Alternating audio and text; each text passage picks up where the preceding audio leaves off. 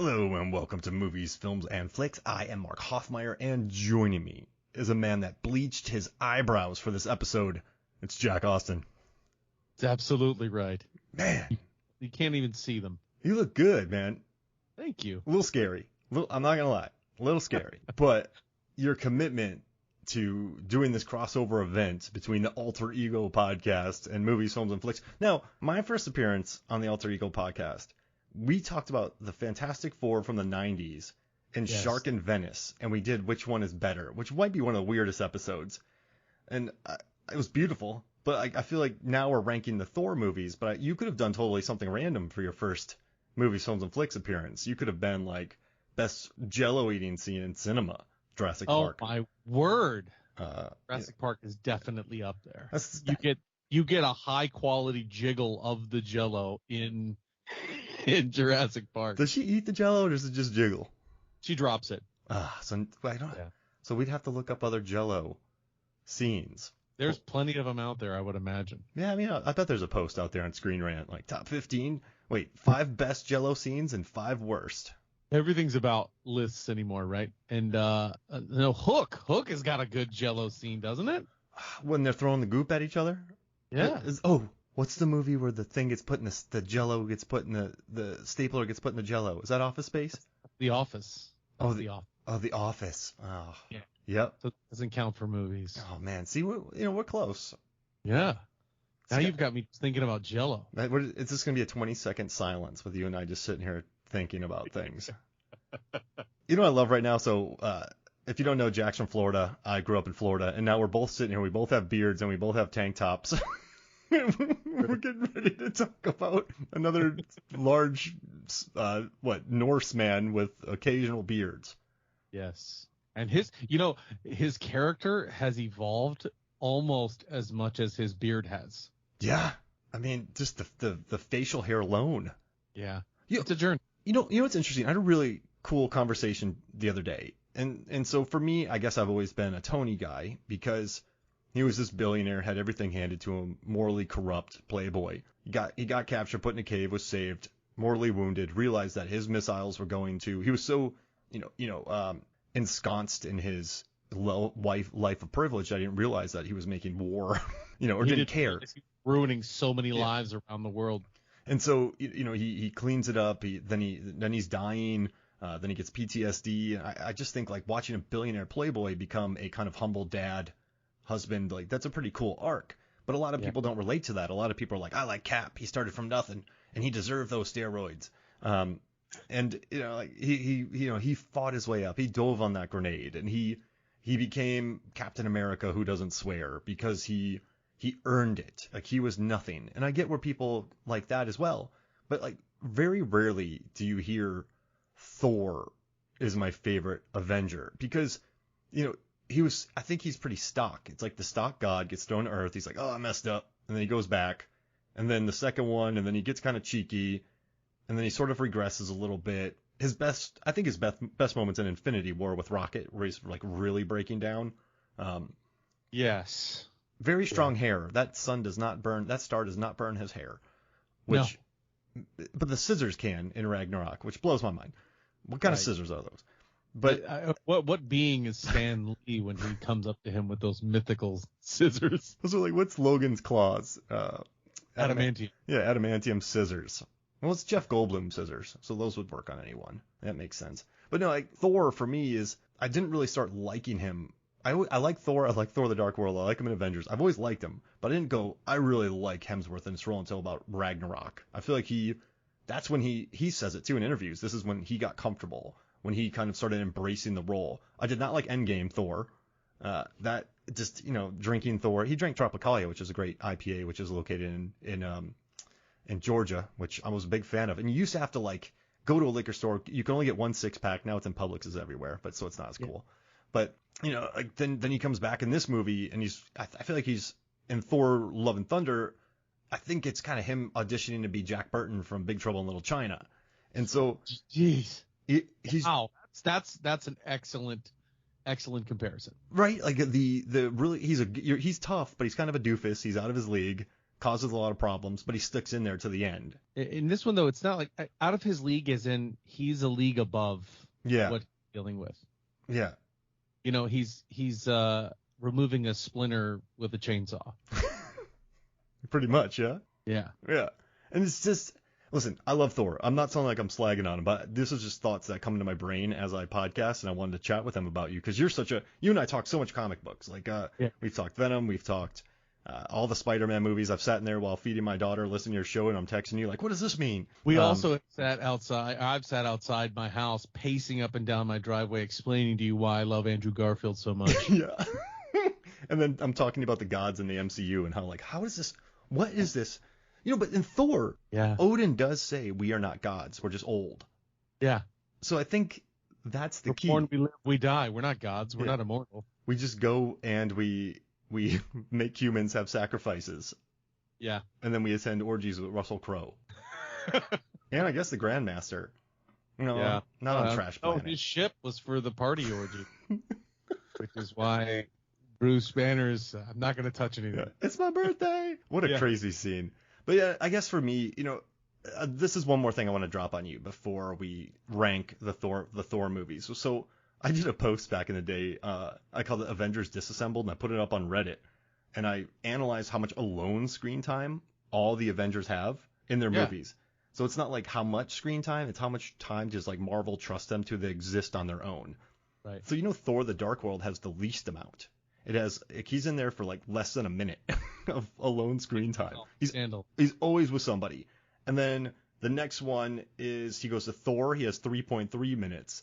Thor Ragnarok, he has 5.83, and that's not like that's in the lower half of all. Like in Spider-Man: Homecoming, Tom Holland has 20 minutes. Like in Iron Man, Robert Downey Jr. has 16.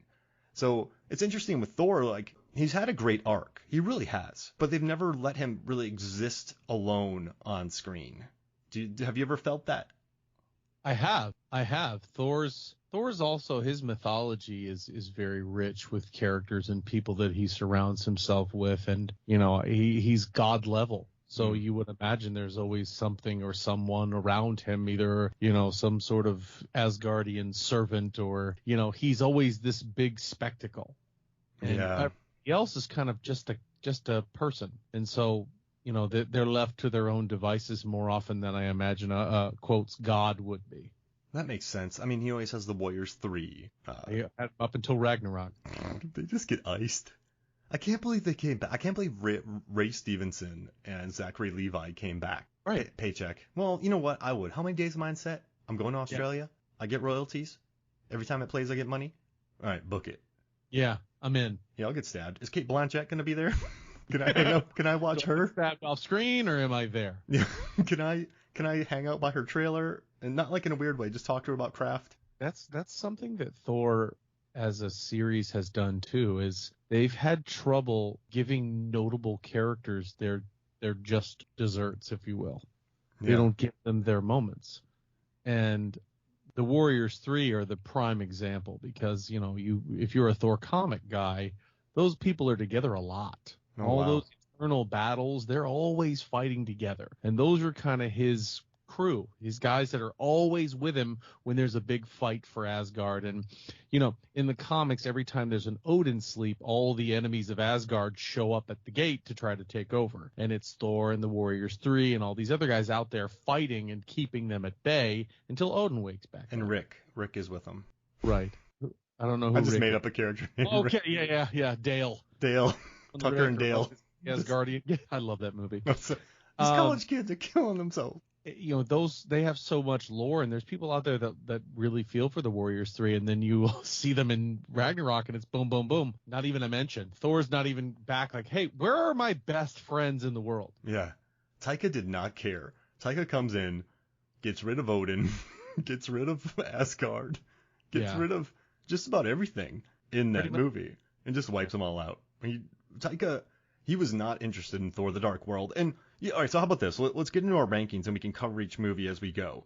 So we can do it two ways. We can each talk about our rankings, but I also combined our rankings to form a top 4. I love it. All right, so the number 1 movie that we had is Thor Ragnarok, because I put it at 1, you put it at 2, so it got 3 points. The second one is going to be Thor, first Thor, which was, Absolutely.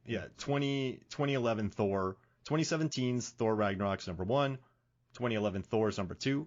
In third place is 2013's Thor the Dark. And then in fourth place is Thor Love and Thunder, which was released this year in 2022. Now, one thing I love about our conversation, we're not going to be two dudes yelling about Thor, because I enjoy all four of these Thor movies.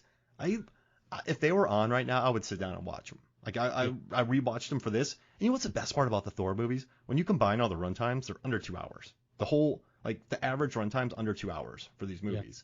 And so they zip by. They're fine. They're totally fine to watch. Good pacing. They move right along. But I do agree, though. I was looking at Rotten Tomatoes, and so I was looking at Rotten Tomatoes and IMDb just to get a good measurement of fans and critics. Like Thor Ragnarok's number 6 on IMDb of all the MCU films, which I love. But then you have to go to 20 to get to Thor, and then you have to get to 24 to get to Thor Love and Thunder, and then 25 Thor the Dark World. So, I mean, the only movies that are lower are Captain Marvel, Black Widow, which is insane. I love Black Widow. The Incredible Hulk. Does not get enough justice. No. I absolutely love that movie. Man, it's so rewatchable. And I think we talked about this. I had a hard time with it because I really wanted to be like a send-off for Scarlett Johansson, because she's like a beast as an actor. She's great. But then I was like, well, she's a producer on this. And she wouldn't just sit there and go, okay, guys, like I'll take a background role. She was clearly cool with what they did on this. So bringing in Florence Pugh, bringing in Rachel Weisz, like bringing in Stranger Things, because I can't think of his name right now. David Harbour, Olga Kurylenko, Guardian, baby, Red Guardian. Like just bringing in them, like, but it's so fun, man. Like that's such a watchable movie. And then Eternals, which is last, which kind of stinks because Chloe Zhao swung making that movie. And I don't think a movie that tries to swing should be ranked lower than an Incredible Hulk or an Iron Man 2, which didn't swing at all. I agree. The Eternals suffered from nobody knowing who the Eternals were. And then swinging with characters that nobody knows that you're swinging with. And that was the challenge there. And they have so many great people in that movie. That's a key word. So many. Yeah, and it's hard to keep up with, and there's not many relatable stakes in that movie. There's not a lot to relate to. Yeah, like we could either kill billions because we're immortals, or create billions or kill billions. And that would actually make sense. So those movies where like we can't let one person die. Yeah, but 8 million people are gonna die. Yeah, but if we let this puppy die, we're worse than all of them. So you're like, what? Like that's when like emotions rise because you have a real quandary there. But this one's like, hey, billions live or billions are created or billions die. Right. Yeah. And we're just gonna make this decision. And clearly Marvel has realized that movie didn't do so great, because there have been 3 Marvel movies since that came out, and nobody has mentioned that Tiamat's torso is sticking out of the planet. It's now a vacation resort. Right. No, it's in Atlantis. Put him out and made him a Spirit Halloween. Spirit Halloween's looking at it like, oh man, look at that. Look at that real estate. You know how many wigs we could sell? Year round. We'll do a Christmas store. We'll do a Halloween store. We'll go seasonal, baby. We could actually keep some of our excess fake blood in there. Oh man. The parking lots with plenty of parking? Plenty. Everybody could park in the palm of his hand. There's going to be car commercials filming there, like Land Rovers are going to be driving all over them. T-Rat's elbow. I've got a deal for you. But yeah, I mean, like Black Panther and Spider-Man were introduced in Civil War. Yeah. And then you move on to them. But you're right. Eternals, like, hey, Chloe Zhao, introduce 40 new characters, throw in Kit Harington. Give us right. Questions of humanity, provide us with these characters, and then I get it, but I still like that. I still like that swung. And the only movie that was like that swung was Guardians. Yeah.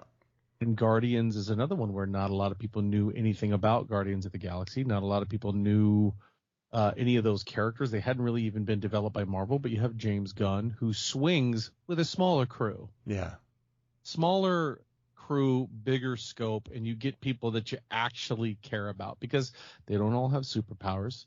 They aren't all omnipotent or omnipresent, where they're everybody in the Eternals just seems sort of sentient and calm and amazing, and then you've got Rocket Raccoon, who's Can I have upset. that leg? Can I steal that leg? Yeah, exactly. They're more relatable. Yeah. And you know what's brilliant about Guardians? You get Chris Pratt in the beginning dancing, wonderful way to set it off. But then you get that chase scene in the beginning, which puts them all in the same room and puts them in prison together. So then almost right off the bat, you have your team formed. This isn't one of those movies where you got to go to 8 different countries looking for Angelina Jolie and then looking for cult leader and then looking for different people. Like Sprite. Yeah, Sprite. You don't have to go 8 different places. That takes an hour. You just chucked them together and then stuck them there. And everywhere else you go, you feel like the story's kind of starting over. Okay, now I need to learn about this person and who they are and what they're doing. It's just like you said, you got to go find Angelina Jolie, then they go find Kingo, and he's a movie star, and you got to get him involved, and it just got a little clunky after a while. And you have Train to Busan, that awesome guy who is... I freaking love him. He's awesome. He was my favorite of the Eternals, actually. Great face puncher. He makes great pizza. Gilgamesh? Yeah. Gilgamesh? Well, I know I'm just calling people by, like, I called Barry Keoghan a cult leader. Yes, and he's now the Joker, too. Oh, man, I just recorded a commentary for that with DJ Valentine. It's on Movie Films and Flicks. 3 hours of us talking about the movie. Oh, man, there are so many that I could do. I have a lot of folks from Alter Ego that are wanting to do that with Deadpool, who's now on Disney+. You should do a Deadpool commentary. I'd listen to it. It's great. It's great. And I love that movie so much. Speaking of movies that swing. Yeah. I mean, the whole movie's him going like, oh, man, I can't show myself to my girlfriend. And then he shows himself to his girlfriend. She's like, you should have just shown yourself to me. And he's like, oh, whoops. But it's still funny. And I still love it. I know I just hated on it, but I love that movie. But that's what you got to do. Take a very simple concept. Look at Iron Man. It's a very simple concept. Like, dude gets kidnapped, becomes a better man in iron. Like Deadpool, like Black Panther's a hero journey, Aquaman's a hero's journey. Take a very simple concept that's very relatable, such as Deadpool, and then build a movie around it. Because then you have the concept going all the way through that you can follow, and you can add in tons of fun stuff. Mm-hmm. Same with Captain America. Weak guy, relatable. He's powerless. He then gets power and takes on the bad guy. Beautiful. And, Thor Ragnarok, to a certain extent, what I love is, he's gone around, he's kind of become the best version of himself. Comes back to Earth to find his dad. He battles his sister, who it's very Scream 3, bringing a new family member in the third film. But it's interesting too, because in the original comics, Hela is actually Loki's daughter, and Loki has tricked her into becoming the queen of the underworld, the god of the dead. So it's not just a sister. It's not the sister at all. So for those comic fans out there that know that, it was kind of like, wait a minute, what? And then that she's traveling the universe with Odin, you're just kind of going, no, she's not. For the purists out there. The reason I rank, well, let's get into the ranking. I got a lot to say about Ragnarok. Yeah, let's do it. I mean, listen, Ragnarok for me was such a breath of fresh air from when it kicked off to when he's in the cave with Surtur, and Surtur's dumping expository dialogue. He's like, hold up. And the chain has to spin around. Like, you know what I love too is that doesn't kill the scene though. That's just funny. Like, that joke has a point in it to like interrupt Surtur. Like, Thor does not care about him, and that's why that works so well. And he's like, so if I cut your head off and I bring it back, like, then you can't do this. And you have a lot of plot in that moment, but you also get a new Thor at the moment, which I love. It's a brilliant opening. You also get the first ever fourth wall break of Thor. Oh no, Thor's in a cage. You're wondering how's he gonna get out of this, and you're like, oh, I'm okay. We're talking to Thor right now. And then the skeleton jaw drops. But like watching Surtur, that cool visual that he wipes him out, and just watching kind of like a confident Thor coming back. Like, it was nice. In the beginning of this movie, it was nice seeing a confident, like, comes back and he finds Loki as Odin. You get the Matt Damon cameo and another Hemsworth cameo. And a Sam Neill cameo, too. Oh, wonderful Sam. A Hunt from the Wilder People reunion, which makes me happy with Taika. But like, I love this version of him. And then, of course, everything goes wrong. He meets Doctor Strange. Hela sends him to the junk planet, and then he just has to go back to Asgard to battle it and destroy it. Like, it's pretty cool. Like, I love the build up to it, and I love the weirdness to it, but I think this kind of walks like a princess. I'm not comparing it to Princess Bride, but I think it walks that line where it blends humor and pretty heavy themes well.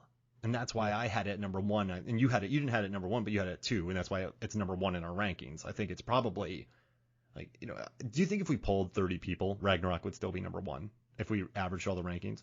Yeah. Yeah. I think Ragnarok would be a resounding number one, because that was, as you say, when he became a lot more relatable, when he seemed to be much more comfortable in his skin as Thor. And it's you get the Hulk, you get the Incredible Hulk. Who doesn't love a big galactic, arena battle with the Hulk? Oh yeah. Sitting there, Centurion armor, getting ready to take on, Thor in almost like a gladiator situation. How many people did Hulk kill? He killed Doug, for sure. Yeah, Doug was dead. So Mark Ruffalo becomes an alien, gets sucked up to Jeff Goldblum's planet, the Grandmaster's planet, and he just murders. Like, these fights aren't fair. None of these. Doug had no chance.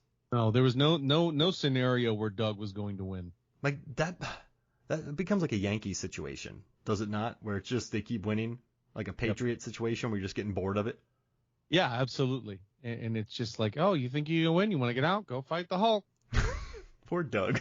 Yeah, poor Doug. I felt for Doug more than anybody. Yeah, and just Thor Ragnarok does a lot of things right, and to me, a lot of things that I wasn't a fan of, because it's the culmination of two different stories. Mm-hmm.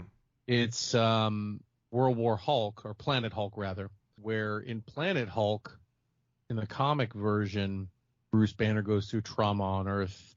Betty Ross and I believe his child get killed in front of him. Oof. And so he goes so Hulk mad that members of the Illuminati have to step in, Iron Man, Black Panther, Stephen Strange, Mr. Fantastic, and they essentially have to capture him, and they shoot him off into space. They put him in a spaceship, shoot him off into space, and something happens to where he hits a wormhole and lands on Sakaar, which is this big battle planet. And in that comic, Hulk's not happy to be there. Ah, got it. He's captured. He's just trying to fight his way to the top. And there's actually a tyrannical ruler there, which is much like the Grandmaster, if I'm quoting this correctly. And, he fights his way out, liberates the people, and then all the people on that planet love the Hulk. So that part of them loving him is pretty accurate. And once they love him, he loves them back, and all kinds of stories shoot off from there. But that's a really personal, really serious story for the Hulk. And so I get the trauma of him leaving the Avengers. Nobody likes me. You know what I mean? I showed my butt in Lagos or in Africa, and they don't want me anymore, so I'm happy to leave. But to me, that was such a serious story. And then you have Ragnarok, which is the end of Asgard, and this big, I think there's 8 comics that all cover Ragnarok as a story. And there's just so much involved in it. And to me, it was like the fast road to get there, right? And so these two big iconic storylines, to me, I think I talked to you and said, it's like if somebody told you they were making the Titanic and it was about a guy in his paddle boat stuck in a retention pond. Yeah. A Florida retention pond. That's the things that I'm kind of like, I didn't really like this. What I did like was a little bit more of him getting out of the typical Thor. Mm-hmm. And him being able to be kind of comedic and be more Chris Hemsworth. And my favorite moment in Thor, actually in almost all of the entire MCU, has come out of Ragnarok. And that's that moment when Loki and Thor are getting ready to escape. And Loki's setting up the obvious betrayal to the Grandmaster, and Thor adapts and hits him with that little electrode dot. And then he says something to Loki, but I think is kind of pointed at me, people like me and all the comic lovers around the world. He's like, listen, we do the same thing all the time. I try to help you. Yeah. You try to betray me. It's always the same story. You've got to adapt. You got to change, man. Things have got to adapt. And I was like, that's a point made to everybody watching this movie. All the purists like me who just sat there and said, well, this story isn't this and this and this. And from then on, I loved it. I was like, you know what? They're absolutely right. Why would you want to go to the movies and watch the same old story that you know? That's Taika. For sure. That's Taika, and I really respected that comment and that observation about the MCU. You and I had a good discussion because, we were talking about your feelings about the title, like Ragnarok and Civil War, and I was kind of like, well, I look at these things like just different. I look at these movies like different graphic novels. They don't have to be those graphic, like they have to be different. But then you're like, well, they shouldn't be called Ragnarok. They shouldn't be called like Civil War. Like Captain Civil War was not. It was a skirmish. Like Captain America feuding pals. Yeah. Yeah, exactly. Like, and in the Civil War comic, it's legitimately Civil War. Yeah. The much more expanded universe, Fantastic Four, X-Men, Spider-Man, all of them are divided and over registering, and Cap is on the same side. He's on the side of, no, that's not cool. We're not doing that. And Tony's like, come on, man, lesser of two evils. But it does get to the point where there's an all-out war when I'm talking like, 50 superheroes there battling it out. Wow. And at the end of that one in the comics, spoiler for the comic, but Crossbones, who is Frank Grillo, actually kills Captain America on the steps of Congress. Oh, wow. Shoots him through the chest, and that's the death of Captain America in that storyline. So, I mean, you get all these characters, and then you put a movie called that name, and then you don't really deliver. So I really do get that complaint, because when people, I know people are like, that's not my Superman. It's like, yeah, but there's been about 40 Supermen. So I do think, but also with comics, man, I guess for a while, back in the day, I was kind of, I understood why comic book fans would get so angry, because, in the 90s, man, like comics weren't popular. Like if you wore that stuff, like, right. I wore like Star Wars shirts. I was kind of a maniac, so no one messed with me. But like normal kids wear Star Wars shirts, they get picked on. So like now I think the culture has won. Star Wars has won.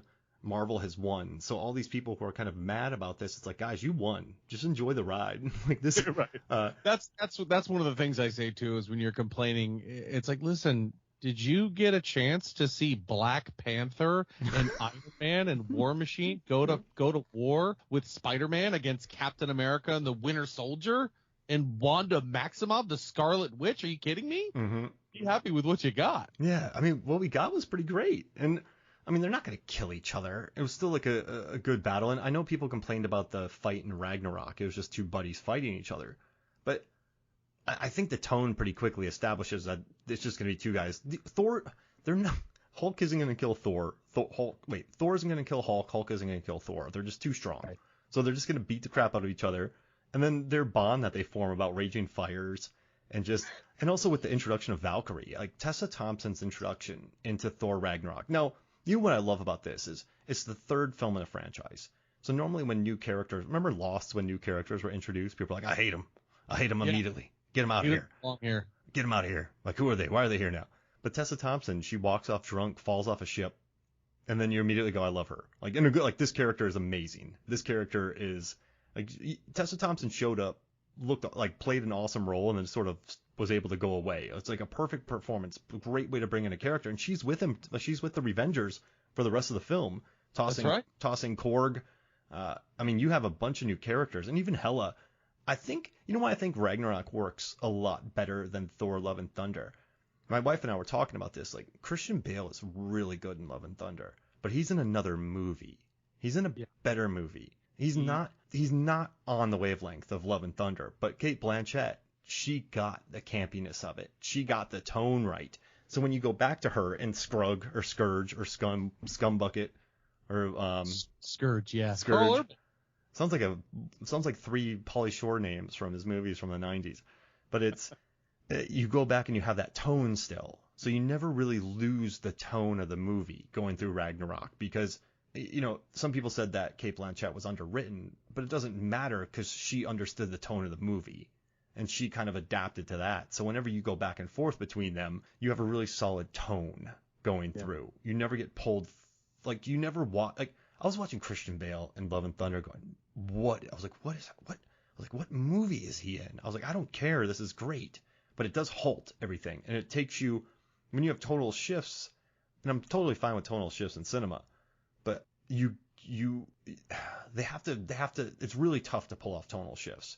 So like I like Ragnarok because it's an entire tonal shift throughout. It's 100, like all throughout. There has to be balance. Mm-hmm. And Gore, Christian Bale, was going for a god butcher, a terrifying villain, and obviously somebody who's slowly losing their mind as well, to super goofy Thor. And but watching Blanchett, just an Oscar winner, I watch her in movies, I'm like, she's too good. Like, I don't know how she does this. She's amazing. And then just watching her with spikes on her head, hanging out with Carl Urban, I'm like, I'm happy. Like, just give me this. Like, they're just hanging out. There's a mural underneath a mural.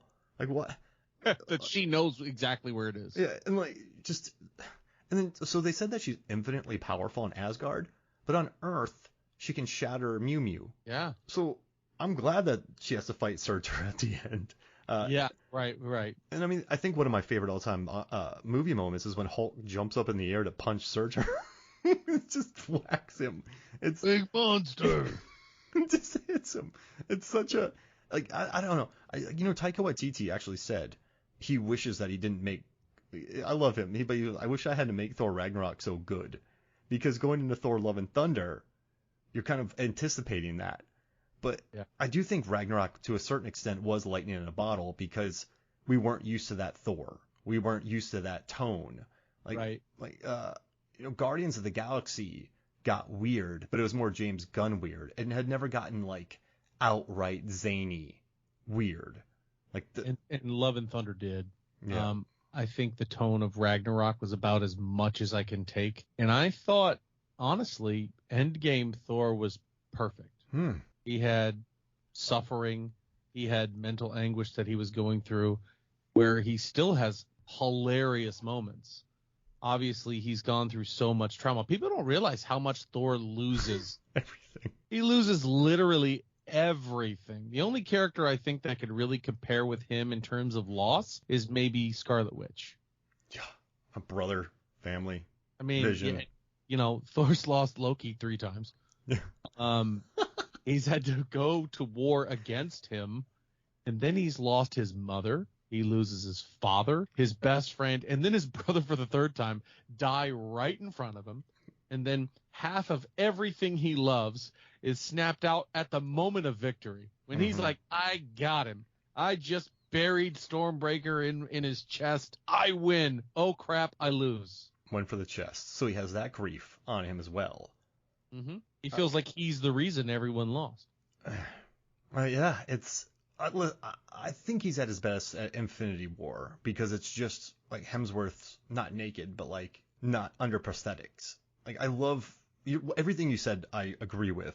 I guess I just love performances when it Charlize Theron in Young Adult. I like that performance more than her performance in Monster. It's prosthetic free. Sure. In Infinity War, it was the first time I was like, man, this guy is, when he was talking to Rocket, this guy's suffering. It's that's. What's interesting with Hemsworth, I've always known he was a good actor. He's always been fine. But then when he did Ragnarok, I realized he could be funny. And then when I watched Infinity War, I knew that he could probably pull off drama down the line. Because he's solid in that. But I mean, I think we don't get there until unless we get Ragnarok. It just made him more of a, he doesn't say brother with every other line. He's not smashing coffee cups on the ground. He's that was meant to be a much more comic accurate Thor, and it was like, we don't need comic accurate Thor, brother. That's not exactly. Oh, brother. No, but that takes us into 2011 though. That takes us into Thor, which I watched again for this, and it's very pleasant. And I'm not trying to be reductive. I'm not it's such a simple movie. Oh, what? Yeah. You attacked the frost giants? You caused us tons of problems. You made Loki realize this. Go to Earth, and then meet Natalie Portman, and then smash a coffee cup. Try to ride a dog. Get into a mud fight. Get a pet big enough to ride. Just throw Hawkeye in for no reason, and then just to introduce that he exists. That's all that is. My biggest problem with Thor is the town. They built that town for the movie. And you can tell that thing is just, it's like, what is this place? What? It's like spaghetti Western. Yeah. The Warriors 3 walking through with the FBI going, we got Robin Hood and, Lord of the Rings coming through the middle of town. You're like, this town is meant to be destroyed. Yeah, exactly. They built that thing to run amok in. But it's such a tiny town. I'm like, what? I'm glad they built it. I mean, in the days of VFX, it's kind of cool to see that. Sure. But yeah, that town never sits right with me. The town doesn't sit right, and the fact that the destroyer is sent to this inconsequential town. Loki's won. They can have that movie, that town vacated in a matter of moments. Yeah, this was in New York City. The destroyer is only there for structural damage. It's like, guys, get out of here. 3 minutes later, town's cleared. Well, the insurance will cover the rest. Exactly. They're the real heroes. The insurance companies. It's like, well, like, clear the town. I did. What do you want me to do now? Like, right. Just kind of hang out. Yeah, I mean, and then the Destroyer and then the Frost Giants. They're kind of no names, but I can get over that in a Thor world because it's more about Loki. It's more about Thor. It's more about Odin. Kind of Natalie Portman and Darcy saying Mcu Mcu. What's that? It's also interesting because Laufey is the king of the Frost Giants, and Loki refers to himself as Laufey's son in a couple of the other movies, but he kills him. Yep. Laufey is the one who comes in to kill Thor, and he's like, "Ha, gotcha!" But then later on, he's like, "That's my dad." It's like, I don't get this. His plan is interesting. Like, I'm gonna let you guys in. Yeah. And then I'm gonna kill you to be like, "Hey, Dad, look, I did it." Like that's even though I hate this guy for kidnapping me and making me a prince of Asgard, I don't like him, but I'm gonna try to impress him. And then telling me that only one of you is gonna be a ruler of this place. Like Odin set him up. Like he knew. Odin does not get good dad vibes. No, bad deal, man. In almost any of the movies, actually, in none of the Thors is Odin dad of the year, because in Dark World, he's like, get your girlfriend out of here. She doesn't belong here. I don't know why. You're all powerful. You're Odin. I don't know why it's such a problem that she's here, but she has to go. She's like a goat at a dinner table. Thor is actually now that he's after Thor 1, he's got his head on his shoulders. He's like, Dad, this is a problem. Don't you see this? And Dad's like, nope, I'm going to kill everybody now, even though I've just spent a movie and a half telling you that a good king never seeks out war. But now I'm seeking it out. Yeah, let's do it. Yeah, Thor. Yeah, Dark World. I guess since they're 2 and 3, we can kind of combine them since they feel so close together. But it's the thing about Thor, it kind of felt like a filler movie, but I think it did some important things where it introduced. Well, you know what Thor had to do though, because we had the Iron Man movies, we had Captain America. This is opening up to space. So yes. I think maybe making it so Shakespearean was a smart move. I mean, it's paid off because people can relate to that. They're like, oh, brother, like, oh, brother. Game of Thrones, I think, was popular at the time. You kind of had that kind of vernacular, I guess, but then bring him to Earth, take away his powers. So then immediately you're not in space anymore. So it's like space exists, but you're on Earth now. you're here. We're introducing you to us as Earthlings and seeing how you interact, how powerful you are, what your abilities are. And then, once you gain your powers and all your smarts, you'll go back to Asgard and we'll trap you there. Exactly. So, I mean, it's smart storytelling, right? It's like, okay, now there's a wider world, but we brought him to Earth, put him in flannels, had a mud fight. Audiences won't be like, what is this? Yep. I saw Dune in the 80s. It sucked. We get a great Phil Coulson interaction with Thor. Where are you from? Chechnya? Yeah. People like you get paid well. Yeah. Mercenary. Yeah. You just beat up a bunch of trained people. Don't tell me you're off the street. That jump kick, though, I mean, listen, it looks cool on screen. Never worked. No, he had the high ground. When someone jumps like that, just take a step back. Yeah. Or sidestep, or literally anything. Brace your feet and watch them kick off of you into the dirt. I see you punch heavy bags, so we're not just two jabronis talking about that. No, trust me, I've taught martial arts for a long time, and in no scenario would I ever tell somebody leave both of your feet for a drop kick. Like if you have a running start and the person has their back to you all day.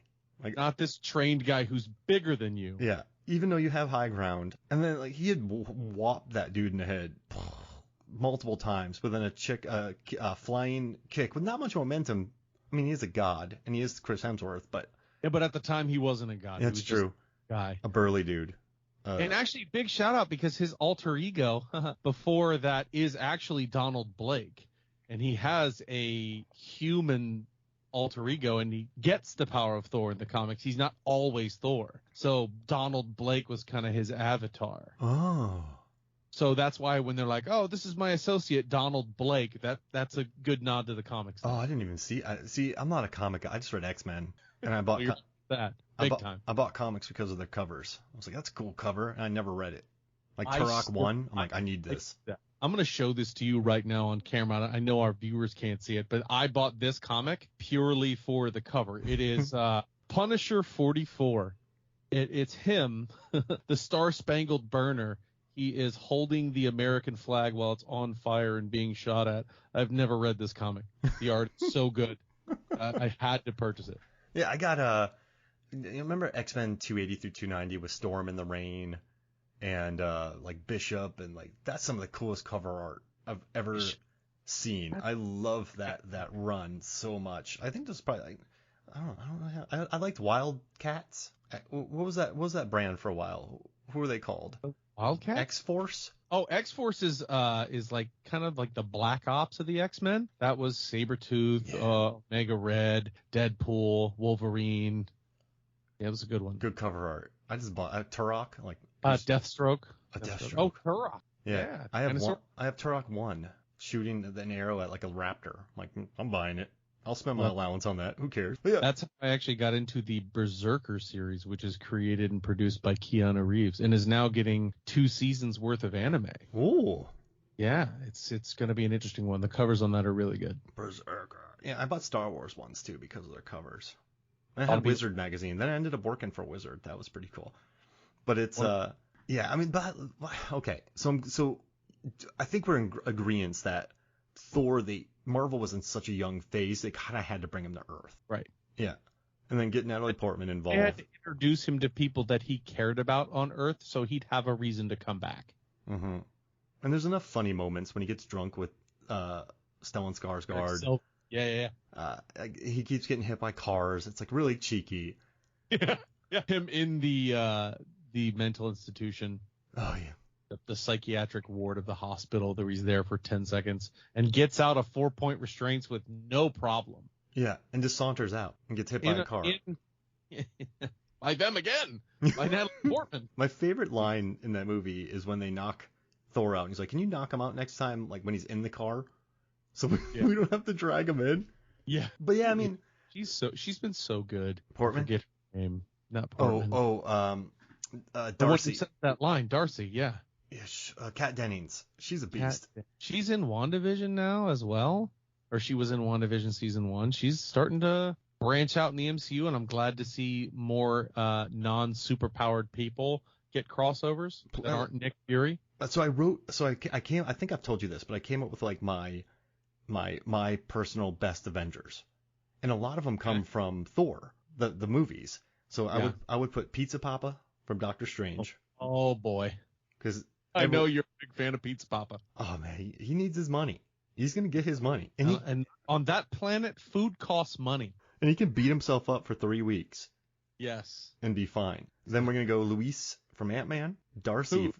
He belongs on all those lists. Darcy from Thor. Then I have Valkyrie from Ragnarok, Korg from Ragnarok, because I just love the Darcy Valkyrie Korg. Three of my. Well, actually 4. So then I have Mantis from Guardians, because she's just funny. I think she's great. She was on Thanos' head, keeping him like still, which is pretty powerful. Yelena from Black Widow, Scarlet Scarab from Moon Knight. I hope she pops back. And then I have Daredevil, Alligator Loki, and then you're gonna love this, Agent Jimmy Woo from Ant-Man. Interestingly enough, let me talk about Agent Jimmy Woo, because he is going out in the universe too. He's not just Ant-Man. He was in WandaVision. Mm-hmm. He's actually going to be in an animated series that was just announced at Comic-Con. Have you watched the What If series at all? I watched, 75%. I think I stopped watching with the zombie episode, which is 3 or 4. You did see the zombie episode? Yeah, I did. So the Marvel Zombies is getting a continuation. Oh. A lot of the people from your your Avengers squad are in Marvel Zombies as main characters. Yes. So that's what I want. Yeah. So in this team up, that's going to be the survivors of the Marvel Zombies, which is a continuation of the What If episode. They're going to have Yelena. They're going to have Kate Bishop, which that crew. Oh, she's great. Oh, yeah. I could watch them do anything. Yeah. They were so funny, so charismatic. I just love their back and forth. Are you finished? I can go put hot sauce. That's my favorite. Mac and cheese. You know what? I'm adding Kate Bishop to my list, too. Haley crushed it. So Yelena, Kate Bishop, Jimmy Woo. Yes. Is on the list. Shang-Chi. Oh. Kamala Khan. Yeah. Death Dealer, who's the guy in the mask in Shang-Chi. Oh. That's training him and beating him up. Oh, that's cool, yeah. He's one of the survivors. Red Guardian, Oh. who is David Harbour, Stranger Things. And Aquafina's Katie from Shang-Chi. She's in it as well. Oh, man. See, that's a fun cast right there. That is a fun cast. And they're going against Zombie WandaVision, or Zombie Wanda, Zombie Ghost from Ant-Man 2, Hawkeye, Abomination, which Abomination doesn't get enough respect in the MCU, but hopefully they do him well here. Tim Roth is awesome, Marvel. man. Oh, yeah. We got to talk about She-Hulk at some point. I am beyond excited for that one. Legless Captain America, Icarus, and a lot more. But that show looks like it's going to be incredible. So you like things that swing? This is swinging. Yeah. Like there is going to be a biker gang of Skrulls that are just manning a gas station. There's going to be rogue Black Widows that have made their own faction of survivors. I am so on board for Marvel Zombies. Yeah, give me that. I love zombies. Like I go anywhere I walk, I'm like, how do I protect? Like, how do I live if zombies run in here? Like everywhere I go, like I would just stay at a Costco. That's like the perfect place. Big bay doors to close. The prison idea is good. Prison? Yeah. Yeah. The prison minus the prisoners. Let the prisoners out. Let the human element out. Then we're good. Yeah. So you don't have to Dawn of the Dead it. Right. The original. Get all the zombies out. Get all the zombie prisoners out. Exactly. I mean, I guess you could just lock them, but no one wants that. No one wants to deal with that. No, you don't want to deal with that. I've seen The Rock too many times. People escape. Right. And you don't want that what if scenario. So can we talk about for the last, you had Thor: The Dark World as number 1. I had Thor: The Dark World as number 4. The reason I had it at number 4, and I'm just dying to talk to you about this because I feel like I've never met anybody who's put it at number 1, where I still enjoy it. It's 100 minutes long. It's 90 minutes without credits. It's credibility putting it at number 1, but I like it. I mean, live on the edge, man. That's what I do. Well, not with this list. I did well.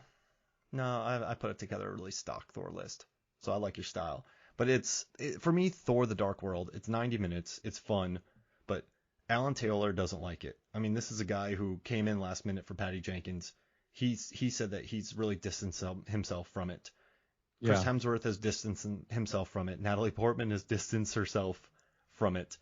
It's totally fine. Like, Christopher Eccleston, I saw him at a panel at Dragon Con. He's distanced himself from it.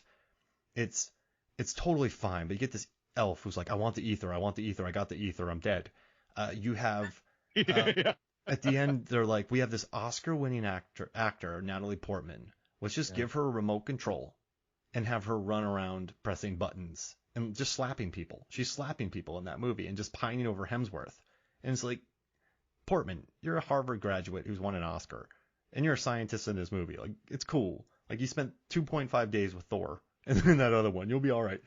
So it's interesting. It's interesting that when we go to Ragnarok, Thor, who's this big serious guy, gets a little goofy, and we're like, "This is great. This is wonderful. I love it. This is the best Thor." But when Natalie Portman does it on the other side in Ragnarok, and she gets a little bit silly, which all of these movies talking about gods that shoot lightning out of a hammer, it's all silly. We look at it like, what are you doing? You know what I mean? It's interesting when you look at it like that. No, you're right. I think they tried to loosen up her character a little bit, but I think everything was so rushed and there's so many script changes that it never felt consistent. Like it felt like an antiquated idea just to have her slapping people. Yeah. Does that make sense? Like we got to make her funny. Have her slap Thor. Have her slap Loki. Yeah, it's not. It never felt too organic with Portman, and I know she can be funny.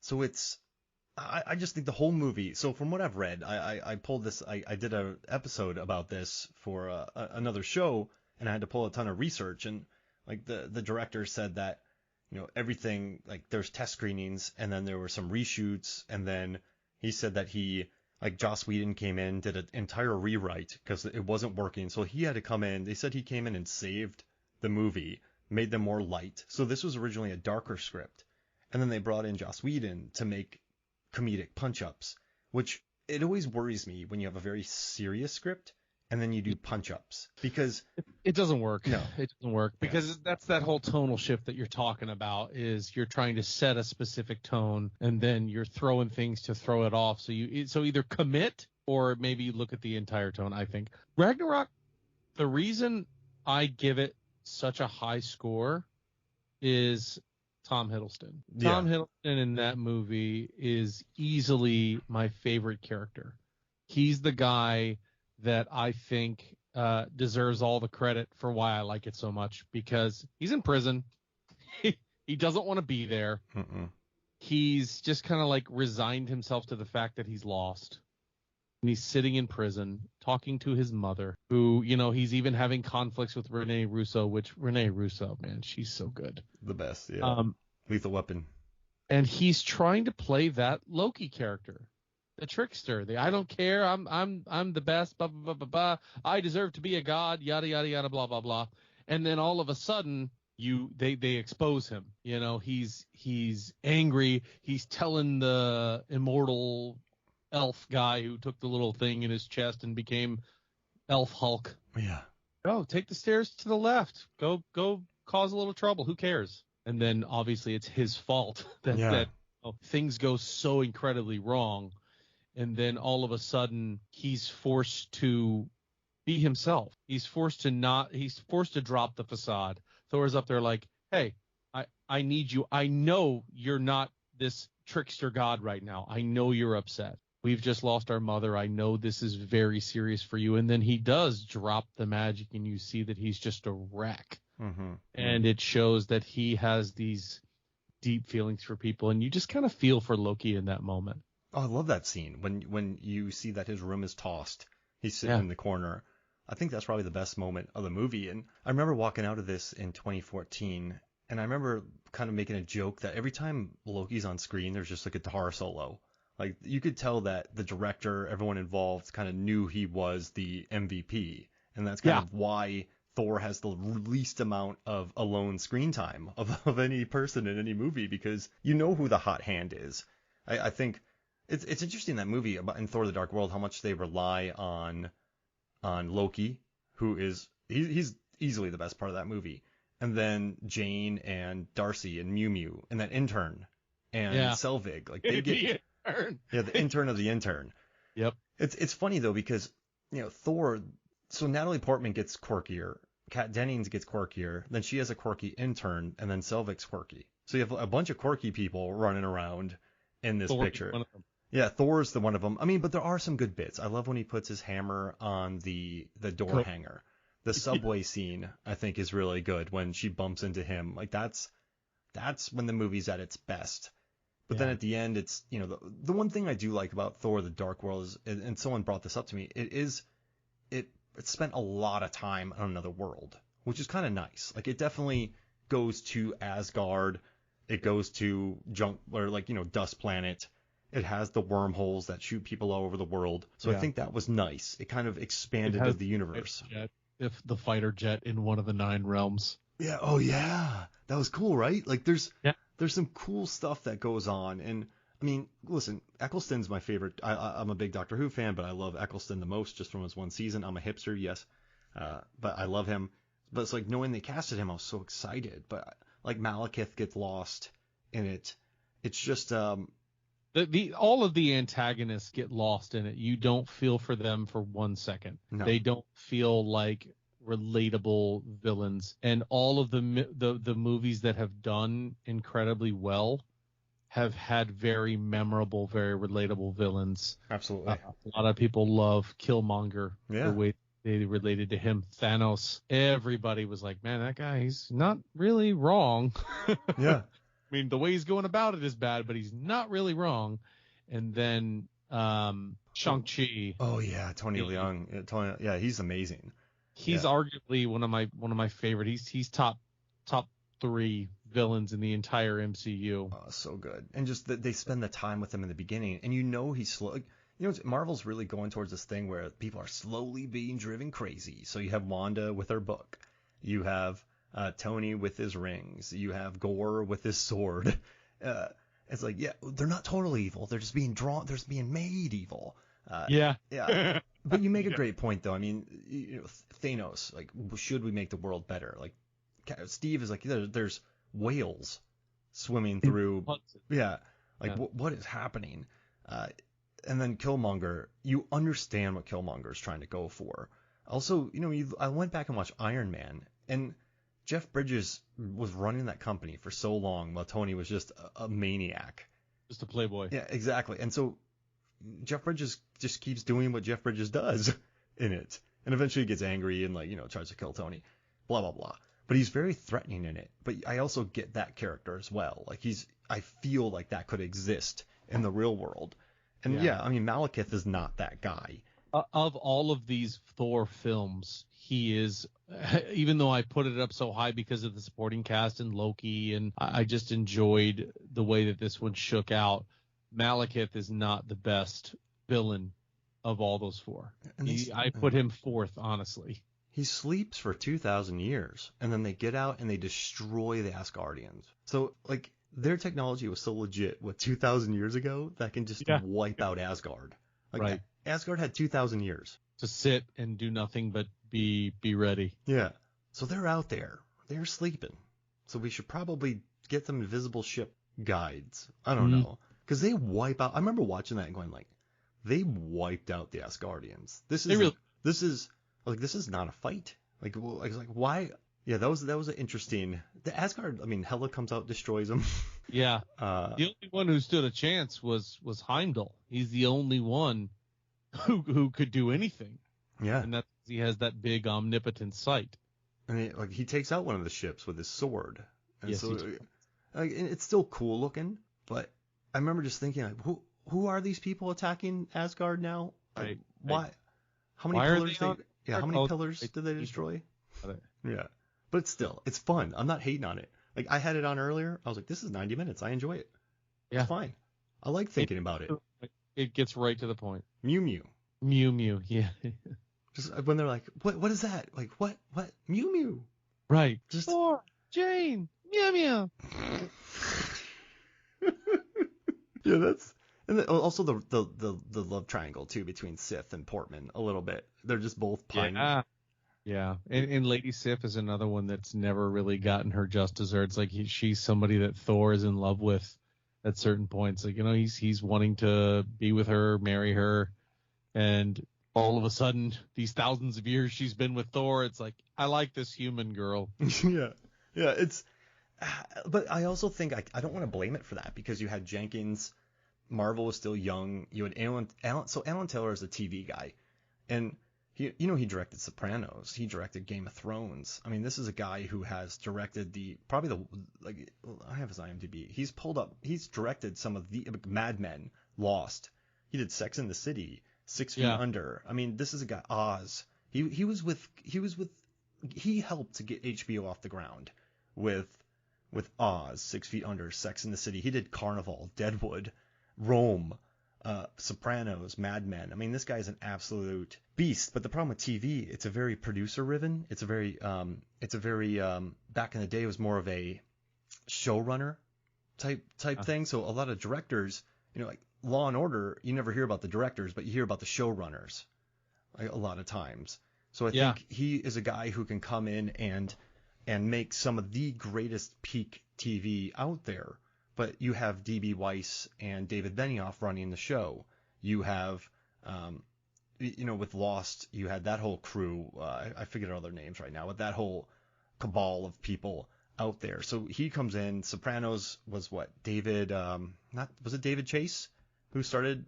Talking to the wrong guy for that one. Got it. But like, he's great at TV where there's showrunners who control the show, and he can just come in and do it. Does that make sense? Yeah, you're absolutely right, though, and that's an excellent point because Marvel was very young when Dark World comes out, and I don't think Feige and Marvel had really hit their stride of what they were going to do. I don't think they were planning that far ahead because Blade and Iron Man had just saved Marvel. Yep. So now they were running with Avengers and saying, okay, we're going to try to move towards Thanos, but what are we going to do with Thor in the meantime?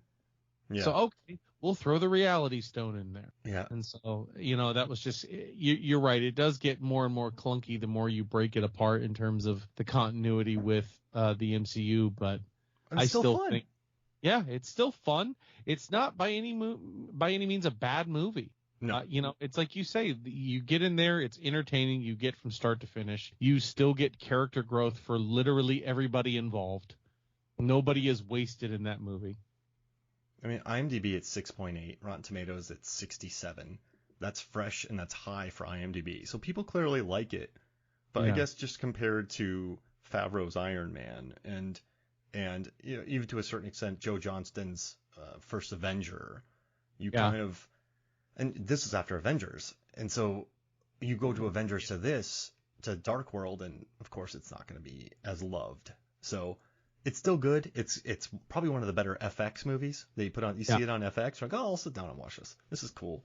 It's also suffering from like sequel stigma, right? Like when you get Iron Man 1, he's discovering the suit, he's discovering purpose, he's moving on. You don't know what to expect from him. So in Iron Man 2 or Captain America 2, which I think Captain America really hit it out of the park with Captain America 2.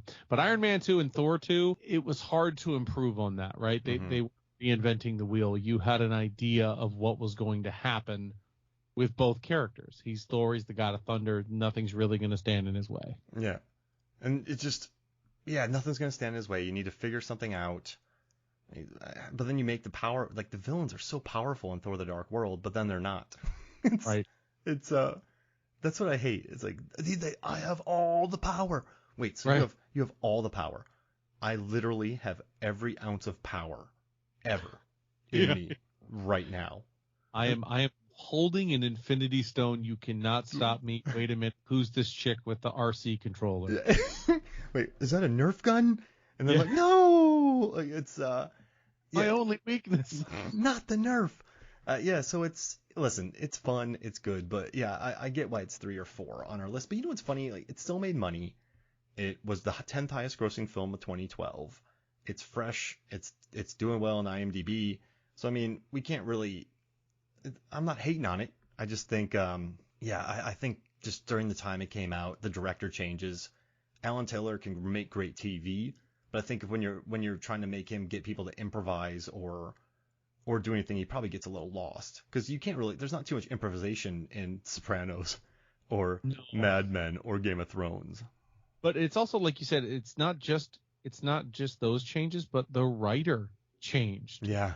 I mean, there was an original script that I'm sure everybody's like, okay, we like this. And then they brought in 3 different people. And sometimes when it's 3 different people writing a script, you get 3 different tones, 3 different feelings. Mm-hmm. And then you get punch-ups. Yeah. So, I mean, it shows, but it's still good. It's a miracle it's as good as it is. Right. I think part of it is because Hemsworth is just so good. Mm-hmm. He's just such a good presence. He just looks like Thor. That at some point everybody's just like, yeah, all right, it's Thor, I dig it, great. That's funny you say it. I remember watching Superman Returns. I'm like, yeah, it looks like Superman. I get it. I'm on board. Yeah. This works. Cool. That's my favorite Superman too. Man, that piano scene that haunted me. And also James Marsden going back and saving the day, like that, the human kind of saving the day, and also Parker Posey's a beast. So Parker Posey is awesome. Weren't there 2 of them? That's my favorite. I love that. Movie. And just, I love her in that movie. I just watched her in Scream 3 and she's perfection. And Cal Penn. I don't think Cal Penn has a single line in that movie. Yeah, he's a henchman. Just beating up on people. Just a henchman with, no, he doesn't even beat up on people. No. He's just there. It's so Him random. following Kevin Spacey's orders. It's a good picture. I saw it 3 times in the theaters. I remember loving that movie. So you want to talk about Thor: Love and Thunder? I would love to. All right. I would love to talk about Thor: Love and Thunder. So Taika Waititi and He said he wished Ragnarok hadn't been so popular. He's kind of he shot a lot of stuff for this movie. Russell Crowe had 2 accents. You know, he brought in Jeff Goldblum, he brought in Lena Headey, all these people. Then he cut the scenes. And Peter Dinklage. Peter Dinklage. Yeah, I think this movie he kind of got a little, it's like you watch Fletch with Chevy Chase, and I feel like Chevy Chase was amazing, but then he kind of figured out he was Chevy Chase, and then the movies I think suffered because it was more about Chevy Chase. And so this one, you know, a lot of people are going like, if you don't get the humor, like but I like the humor, I do. And some people say this movie is so silly because it's from Korg telling stories, and that's why it's so disjointed, which I do think is a bad storytelling technique. But if that's really what happened. But I just think the problem with this movie is Ragnarok is quite simple, but then this one, it's spoilers. You have a good God Butcher, then you have Thor with the Guardians, and then you have the storyline with Natalie Portman, which after the year I had was like really tough to stomach her storyline. And just having her storyline, and then you have Valkyrie's storyline, and then they get together. Then there's children who are stolen, then they visit the gods. But then they come back to New Asgard, and then there's some plays that take on, and then he goes through a roof, and they're like he's paying for that, and then they go to another place, and then they have a fight with kids, and then they go into another place, and it's just sort of it's a lot. And the biggest problem for me is whenever there's momentum going, they stop and they do a gag or a bit. And listen, and it's almost like you can time it. No, you're right. It becomes very on the nose, and as opposed to Thor Ragnarok, where he's swinging, making jokes, or when he's getting that tour and he gets his hair cut off, or yes, that's a friend from work. Those tell stories. They really do. The humor in this movie, though, does not tell stories. So he explodes through the roof. Oh, I'm going to make him pay for that. Like, that's funny, but it doesn't move the story. And so it felt like one of the longest 2-hour movies I've ever watched, but I still like it. There's no challenges for that with me, which, like you said, it seemed like Christian Bale was in a different movie. You're calling him Gore the God Butcher, but you really only, spoilers for the movie if you haven't seen it, you only see him kill one god. Mm-hmm.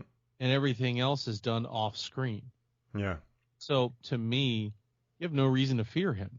You have nothing to look at and go, oh, I see why he's intimidating. He killed the one guy, but everything else is hearsay. Everything else is, oh, he's been killing gods across the universe. Okay, I believe you. I don't see it, so I don't fear him. I see him fight Thor, and when both Thors show up, he eventually kidnaps the children and runs. So that's a loss in my book. You're not putting that intimidation in. My biggest problem is this movie has some potential for some serious tones that they could really cash in on that they don't. In homage to serious characters, again, spoilers for the movie, Heimdall has a son? What? Yeah. Heimdall has a relationship? This pregnant wife of his survived Endgame, and now he has a child? And he's Thor's best friend. And then Thor's like, okay, it's Heimdall. I know Heimdall. I knew how to communicate with him. I know how to communicate with his son. And I just want to put in the relatable stakes of your best friend is essentially family, right? You have your best friends in the world, and you consider them family. Like, I'm my best friend. I call him my brother. He comes to any of the events that we have. I love him. And I in turn love his family. Let's say he and I were fighting some galactic battle and somebody killed him, and I knew his son was alive, I would make it my duty to look after that kid and treat him like I would my own son. And Thor is just kind of like, I know where you are, but I'm not coming straight to you to come get you. Mm-hmm. I'm just going to have a cheeky comedy moment in the cage with you guys, and then I'm going to go ask for help somewhere else. Where you see a situation like that, and it suffers from that being Heimdall's son, because now I'm like, why aren't you going? I'd be like, listen, buddy, I'm making a few calls to every Avenger I know, and then I'm heading exactly where you are. Mm-hmm. And he's kind of like, I'm going to go talk to Zeus. Enjoy that cage, know? Yeah. And even going and seeing the gods, I mean, it doesn't do much. I mean, maybe it sets up Hercules for later, but it's there's just not much momentum in it. You know what, though? I could watch. Now that I've watched it, though, I think there would be a perfectly fine put on and just watch now and enjoy. Quick film, good laughs, good performances. I mean, I think Tessa Thompson's cool. I thought like the costume design is really cool. I think she looks awesome in that movie. I also the production design on Earth too is quite flat. And this sounds like I'm hating it, but I just think it's a movie without a lot of direction, and it does meander a bit, and it does kind of fall in love with the improv of the bits. Whereas Ragnarok had a ton of improv, but I just felt like it. I don't know. I just felt like it hit more naturally. So I mean, listen, I don't know. It's weird though. I sound like I don't like God, Love and Thunder, but I enjoyed it. I just think, I'm all about Guns N' Roses, but it just felt like the Led Zeppelin sequence from Ragnarok, and so I left the theater feeling good about it. But a lot of people are like, they just don't understand. It's like, no, I understand Taika Waititi's humor. Like I understand. I was a huge fan of What We Do in the Shadows. I had watched Eagle vs. Shark before anyone knew what was going on. I was a big fan of Flight of the Conchords. And so when he blew up, I was just so happy to see that happening. And so, I want to keep seeing him blow up and make, win more Oscars. But I just think this movie felt a little, he didn't have anything to prove. He wasn't scared. Remember Ragnarok? He said he was scared. So like, he just wasn't scared this time around. And I think it affected it I think they had a great time on set. Yeah, right. They had a fun time. It was great to make it. They're all going to love it. They're all buds. But, I think it suffers from the same kind of sequel stigma like I was talking about with Iron Man and Thor 2. Is like, that Thor, Taika directs a certain way. You have a certain amount of expectation. So some of that humor that surprised you in Ragnarok really doesn't surprise you here. Yeah, no surprise. No, it's coming. And actually, there was a moment that was reining me back in. And that was when Korg gets blown up. Yeah. I was like, okay, so now we've got a legitimate issue between the rest of the gods and Thor. And he's really going to separate himself, and yet he's lost another close person to him. Mm-hmm. So now this is something we can lean on. This is something we can drive forward for the rest of the movie. Korg has now been a victim of this monstrosity trying to get to Gore, and then he's there and he's back to just being comic relief. I'm like, dang. Yeah, like the journey that they took when he's talking to Stormbreaker, which is my favorite part, the relationship between them. But like, you have Portman talking to him, and then you have Valkyrie talking to Korg, and it's just, I don't know what happened with that movie, and it, I don't think it's making much money. It just didn't feel as alive. Like I watched Doctor Strange 2 and it felt alive to me. This one it furthered literally everything. Yeah, and now this one is it's not like I'm hating. It's crazy, but I still walked out of it with a smile on my face.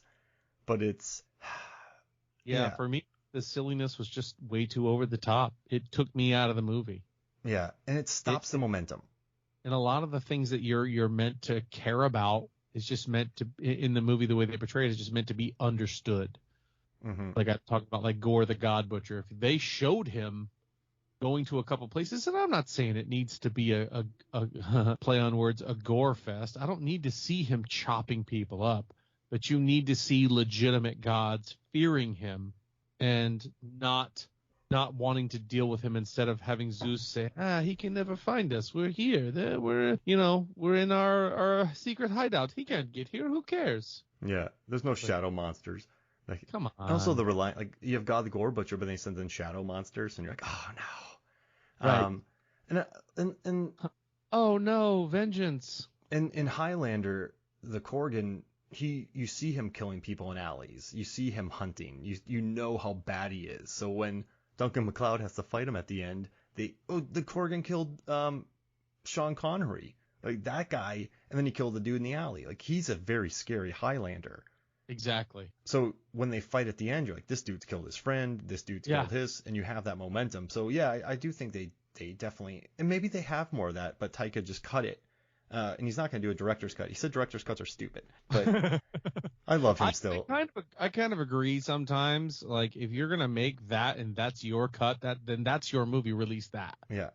If you make a movie, though, and the studio intervenes, I get it. But if you make a movie and you cut it and you release it, you don't need more. It's interesting with Gore because he has a lot bigger arc in the comics. Obviously, it's a one movie. I'm not trying to say that they should everything be comic accurate, but again, they have this character and they have so much potential.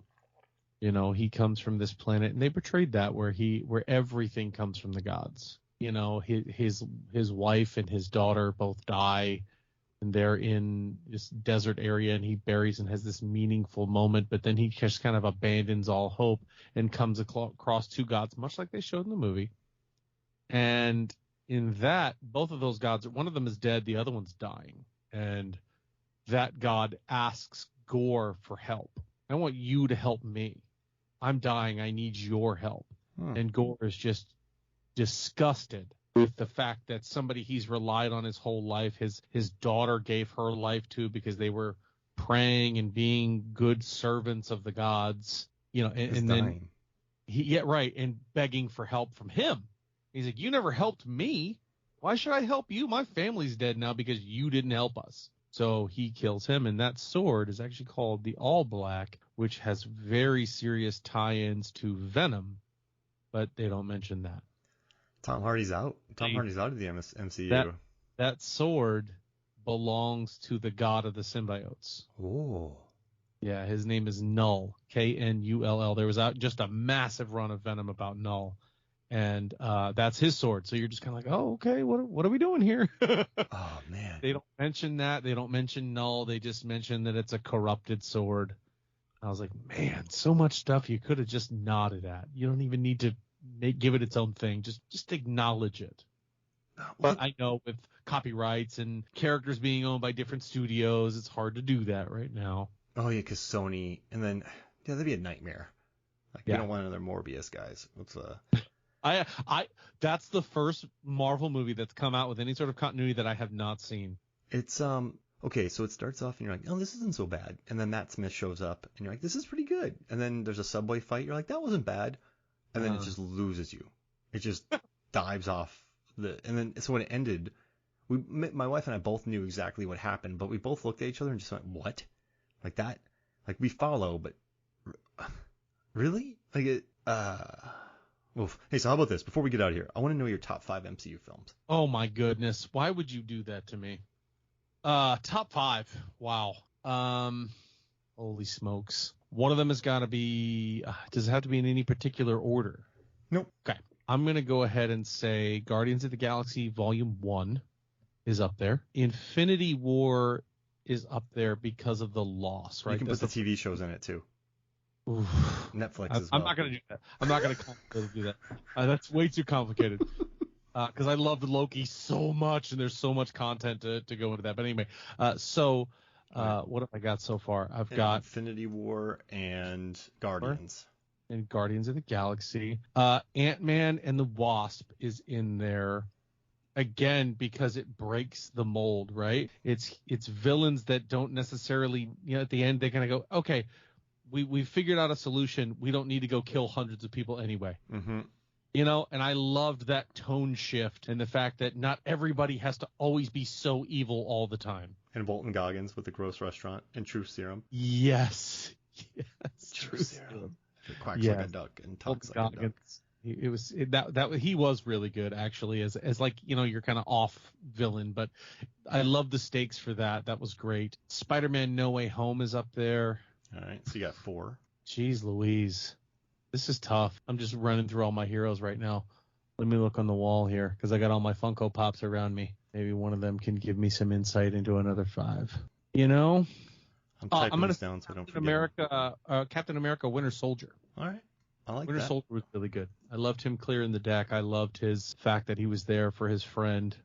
And he beat up GSP. He did beat up GSP, who was Batroc the Leaper, which is his power is being able to jump really far. And he's in Bucky and Captain America and the Winter Soldier. Captain America and the Winter Soldier. It's Falcon. Yeah. Winter Soldier. All right, so I'm gonna do Ant-Man and the Wasp because of the Truth Serum. Hey, you've got a common one. I love it. You know, there's millions of ways to rank the 23 or 25 Marvel movies. There is legitimately millions of ways. So the fact that we even have similar ones. I'm gonna say Ant-Man because of the back it up scene. Back it up. We're doing it. Back it up. Oh, we're doing it. Greatest series, period. And then the train fight, and no one ignores Baskin Robbins. No, Baskin Robbins always finds out. Oh yeah, Baskin Robbins always finds out. Beautiful line. So I'm gonna say Ant-Man, Ant-Man and the Wasp. I'm gonna say Doctor Strange 2 because it's so Sam Raimi. Oh man. All right, let me look through here real quick. None of the Caps, none of the Avengers. I think Cap as an overall trilogy, I think is one of the best trilogies they have. I think it's fantastic. I think Guardians will overtake it. I think Ant-Man will overtake it. But as it stands right now, those two, or that one's the best. Shang-Chi, because I love that movie. If there's a 6, it's Shang-Chi. And then just because I think about it a lot, I'm going to say Black Panther. Because, I mean, just with Killmonger, with M'Baku, I mean, you just have such a great cast in there. Like Lupita's in there, just Angela Bassett, the production design, Andy Serkis having fun.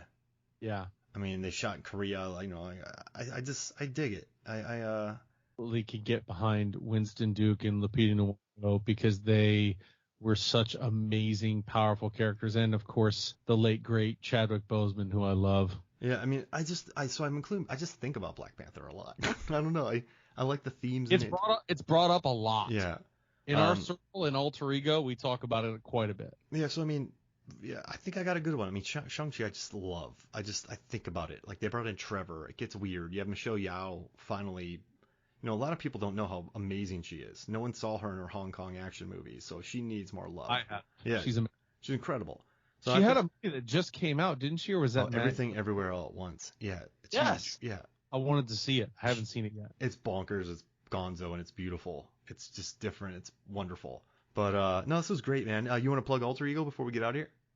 Well, yeah, absolutely. Thank you so much for letting me be on Movies, Films, and Flicks. We're obviously big fans of the show over on our side. I do Alter Ego Podcast. It's a weekly kind of pop culture, nerd culture show that we do. We cover DC, Marvel, comics, video games, any popular movies that are coming out, and just kind of any of those evolving news stories we talk about it. We recently talked about Miss Marvel. And the San Diego Comic-Con drops about Phase 4, 5, and 6 and kind of where we think Marvel is going with their big roadmap of all their IPs now, which is just daunting. Yeah.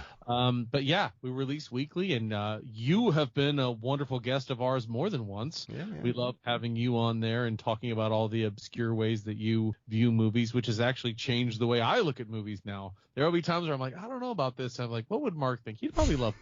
It's one of the best kitchen fights I've ever seen. Yeah, that's the kind of thing. Like you looking at, a good jet ski chase. I never even think of that. I love living on the fringes, man. That's how I made my money. Yes, you do. Yeah, I love being on the show, man. I'm glad you came here. So, bring me back. We'll get you back. We still got to do those Bridgerton episodes, maybe when the 3rd season comes out. Oh, that's right. Yeah, we've got. How about this? When a 3rd season of Bridgerton comes out, but that's ways off. So we'll do more episodes. But sure. We'll do some commentary episodes. I would love to do some commentary episodes with you. Yeah, why not? Talk about I'm a maniac, man. I put so many things on Movies, Films, and Flicks. I did one episode. Have you seen Hot Shots Part 2? Hot Shots Part 2. No, I don't think so. So they did a spoof on Rambo where he puts Charlie Sheen puts his hands in this guy. Oh, yes. I've probably seen this, but go ahead. Charlie Sheen is fighting a guy, and this guy puts his hands in glue, then he puts his hands in acid, then nails, and he's ready with his fists, and then Charlie Sheen takes his fists and puts them in caramel, and then sprinkles and gummy bears, but the whole crowd is like gummy bears, sprinkles. We did entire episodes where we're in this situation, what would be the most lethal candy that we could put on our fists? That was an entire episode of Movies, Films, and Flicks. That's a great one. I have to say it's either Jawbreakers or what's the crunched up lifesavers. Yeah. Peppermints.